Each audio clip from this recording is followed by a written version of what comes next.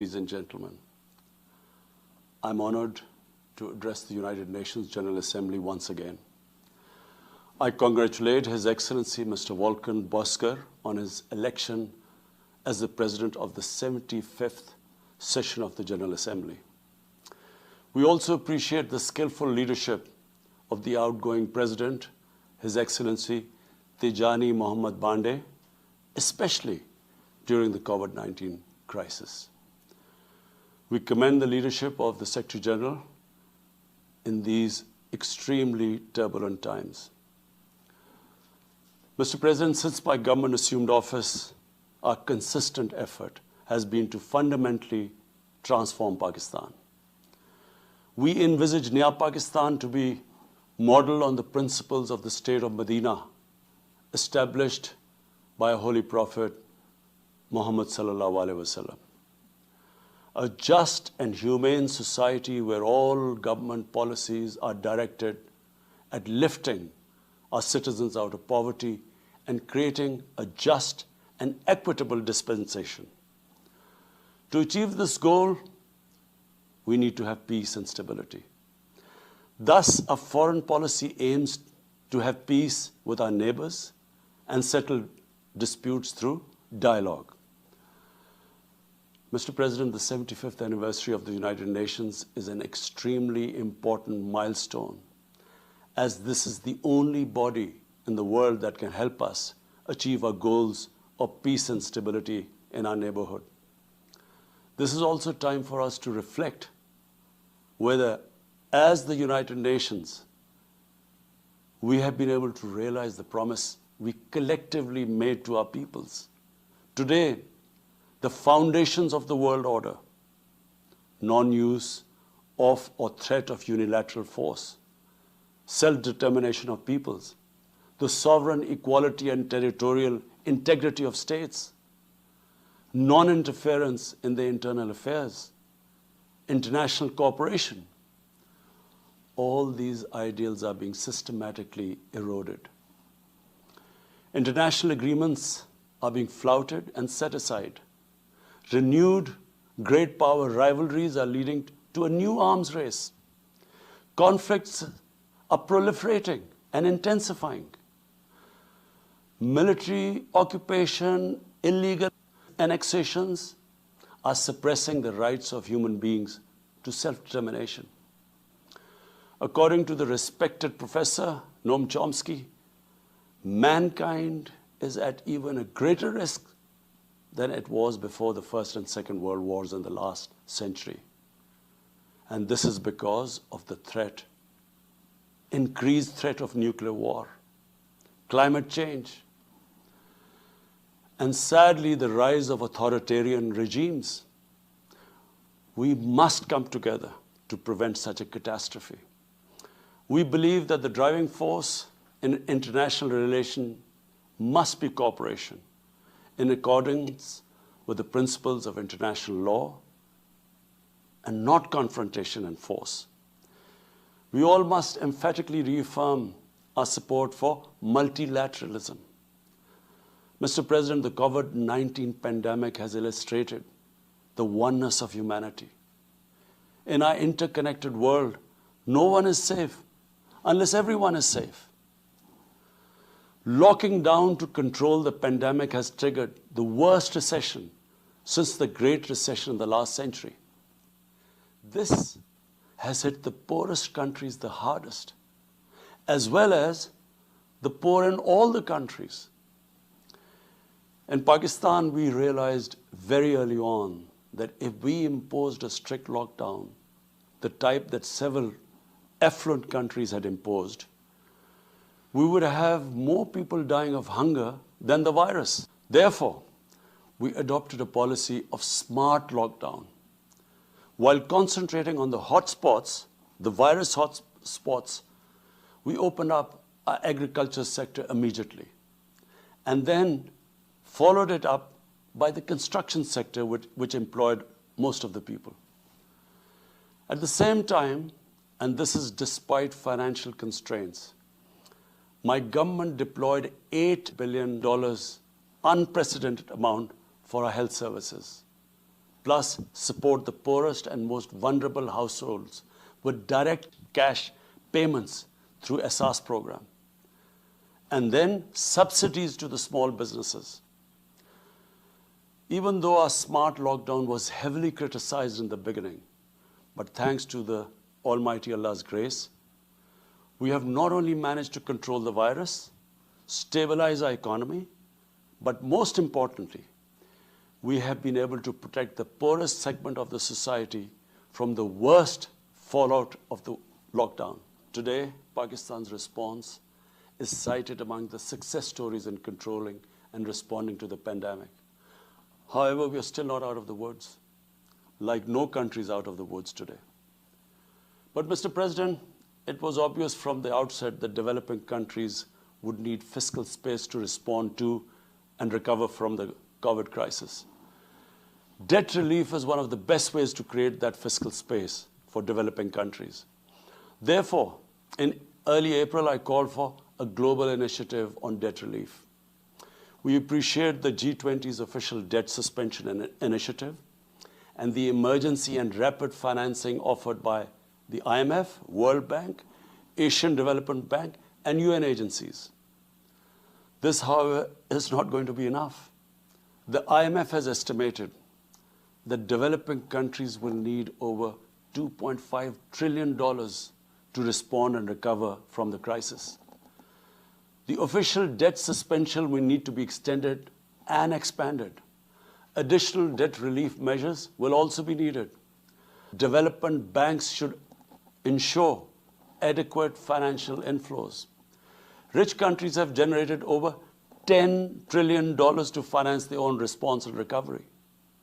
They should support the creation of at least $500 billion in new special drawing rights for the developing world.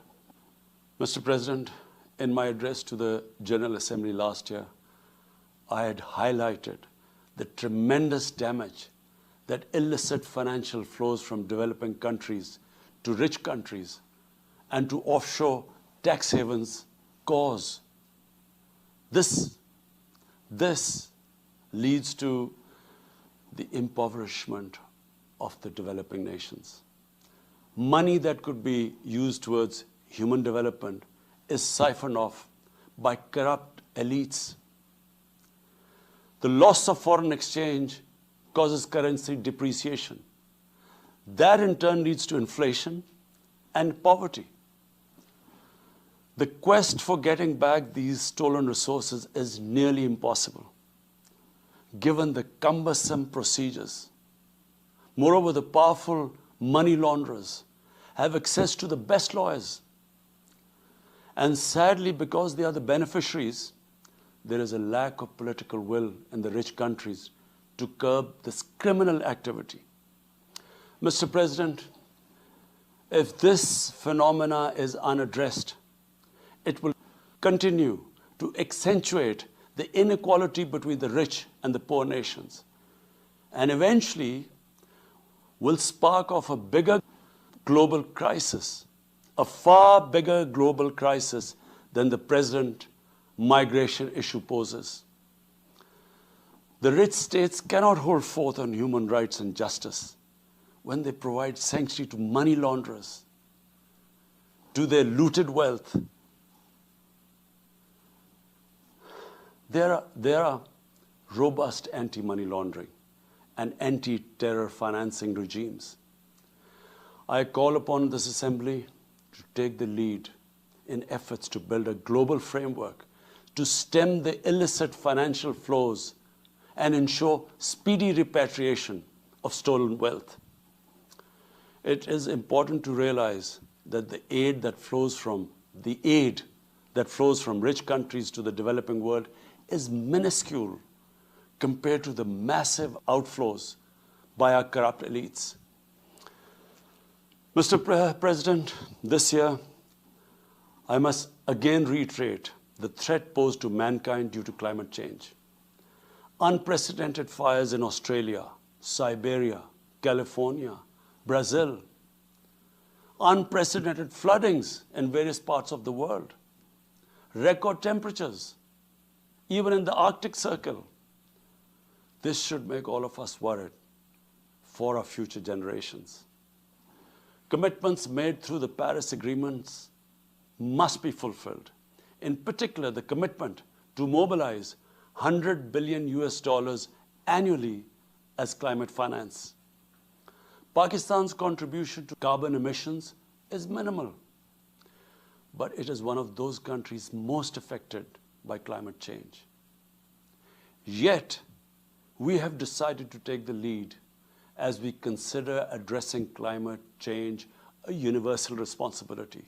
We have launched an extremely ambitious program to plant 10 billion trees in the next 3 years as a contribution to mitigating the effects of climate change. Mr. President, the pandemic was an opportunity to bring humanity together. Unfortunately, it has instead fanned nationalism, increased global tensions, and given rise to racial and religious hatred and violence against vulnerable minorities in several places. These trends have also accentuated Islamophobia. Muslims continue to be targeted with impunity in many countries. Our shrines are being destroyed. Our Prophet Muhammad sallallahu alaihi wasallam insulted. The Holy Quran burnt. And all this in the name of freedom of speech. Incidents in Europe, including republication of blasphemous sketches by Charlie Hebdo, are recent examples. We stress that willful provocations and incitement to hate and violence must be universally outlawed. This assembly should declare an international day to combat Islamophobia and build a coalition to fight the scourge that splits humanity. Mr. President, the one country in the world today where I'm sad to say the state sponsors Islamophobia, and that is India. The reason behind this is the RSS ideology that unfortunately rules India today. This extremist ideology was founded in the 1920s. The RSS founding fathers were inspired by the Nazis, and they adopted their concepts of racial purity and supremacy. While the Nazis' hate was directed at the Jews, the RSS directs it towards the Muslims and to a lesser extent, the Christians. They believe that India is exclusively for Hindus and others are not equal citizens. The secularism of Gandhi and Nehru has been replaced by the dream of creating a Hindu Rashtra by subjugating, even cleansing, India's 200 million Muslims and other minorities. In 1992, the RS destroyed the Babri Masjid. In 2002, some 2,000 Muslims were slaughtered in Gujarat, and this was under the watch of Chief Minister Modi. In 2007, over 50 Muslims were burnt alive by RSS arsonists aboard the Samjhota Express train. In Assam, around 2 million Muslims face the prospects of being arbitrarily stripped of their nationality through the adoption of discriminatory laws. There are reports of large concentration camps being filled by Muslim Indian citizens.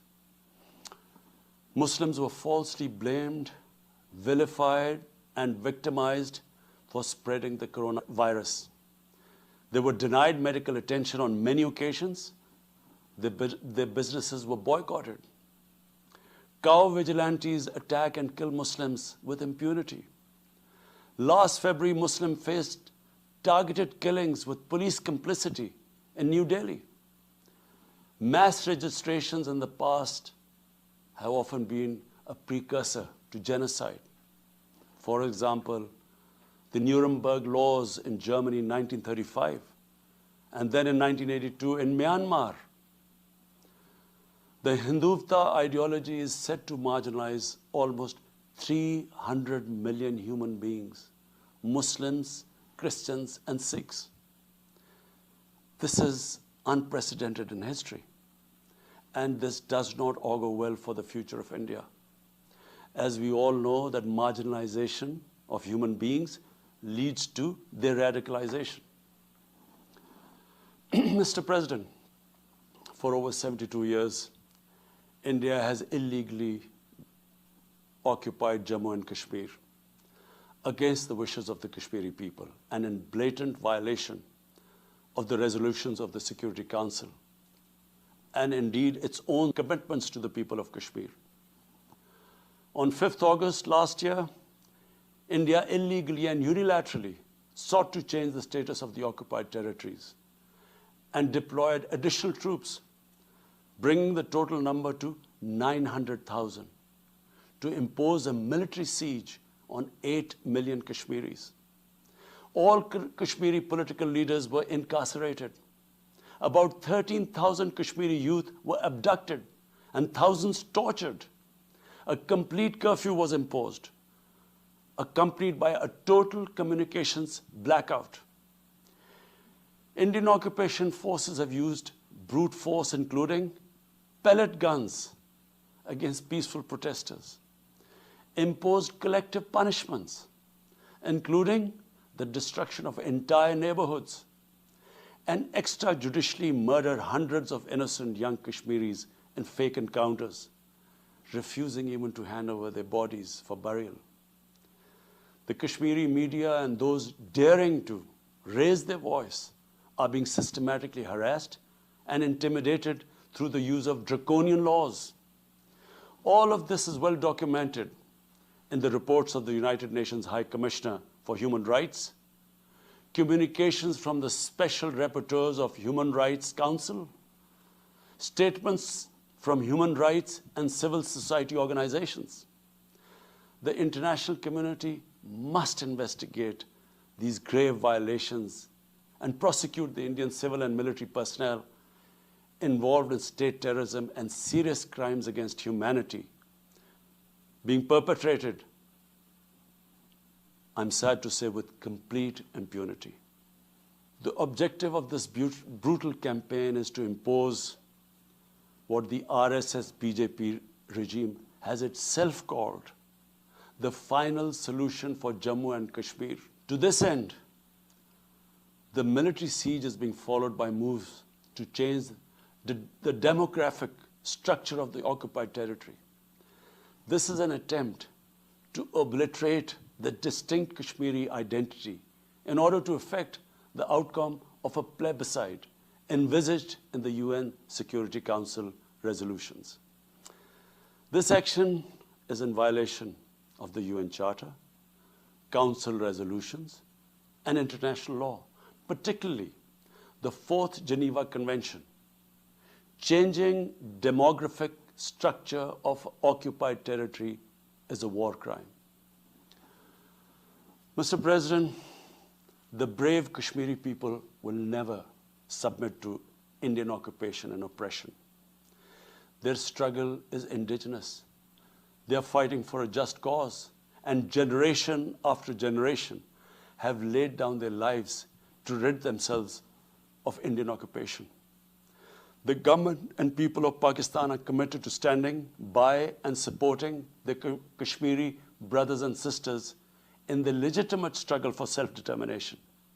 Mr. President, in order to divert attention from its illegal actions and atrocities in Indian-occupied Jammu and Kashmir, India is playing a dangerous game of upping the military ante against Pakistan in a nuclearized environment. Despite constant Indian provocations and ceasefire violations along the line of control and the working boundary, targeting innocent civilians, Pakistan has exercised maximum restraint. We have consistently sensitized the world community about a false flag operation and another ill-conceived misadventure by India. My parents, Mr. President, were born in the colonial India, and I was the first generation that grew up in an independent Pakistan. I want to make it clear that any attempt by the fascist totalitarian, RSS-led Indian government to aggress against Pakistan will be met by a nation that will fight for its freedom to the end.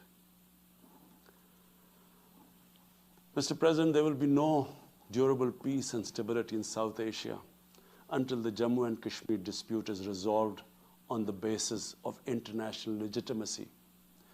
Kashmir has been rightly described as a nuclear flashpoint. The Security Council must prevent a disaster conflict and secure the implementation of its own resolutions, as it did in the case of East Timor. The Council has considered the situation in Jammu and Kashmir 3 times in the past year. It must take appropriate enforcement actions.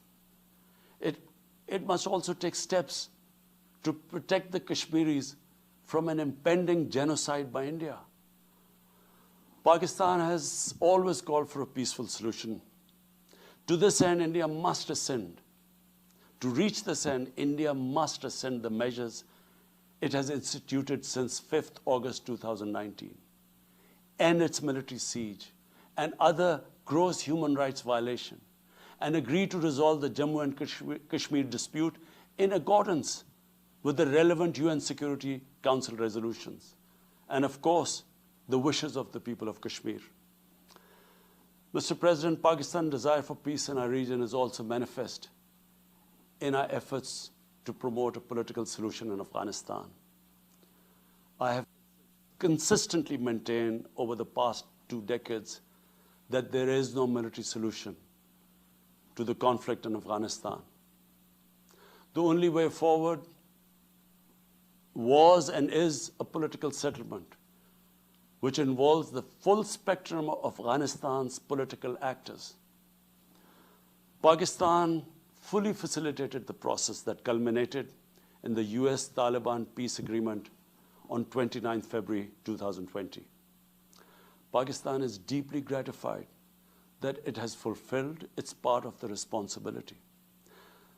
The Afghan leaders must now seize this historic opportunity to achieve reconciliation and restore peace in the war-torn country.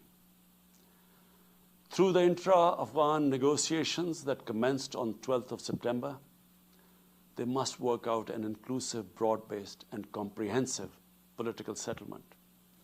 The process must be Afghan-led and Afghan-owned, and without any interference or outside influence. Early return of Afghan refugees must be part of this political solution. After almost 2 decades of war, it is imperative not to allow spoilers within and outside Afghanistan to subvert the peace process. Peace and stability in Afghanistan will open new opportunities for development and regional connectivity. Mr. President, Palestine remains a festering wound. A just and lasting settlement is indispensable for the Middle East and actually the world.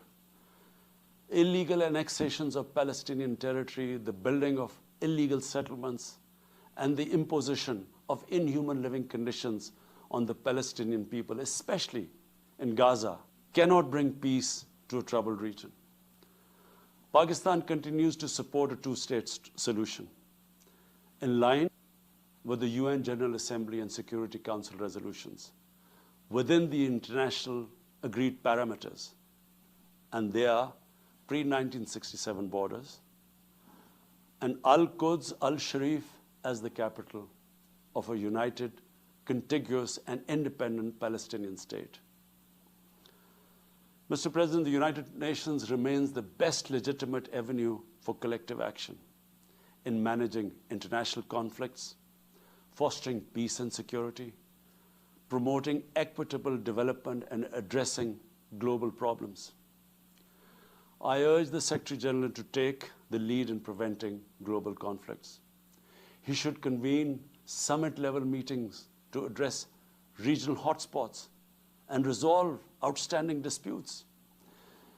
The United Nations should be made fully responsive to the challenges of our times. A comprehensive reform of the United Nations, including the Security Council, is essential to promote greater democracy, accountability, transparency, and efficiency.